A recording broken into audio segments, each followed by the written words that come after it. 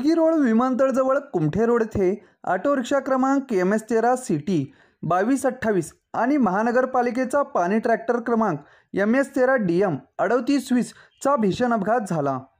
हा अपघात एवढा भयानक होता की यात रिक्षाचा संपूर्ण चक्काचूर झाला आणि ट्रॅक्टरचं डिझेल फिल्टर फुटून डिझेल रस्त्यावर वाहू लागले।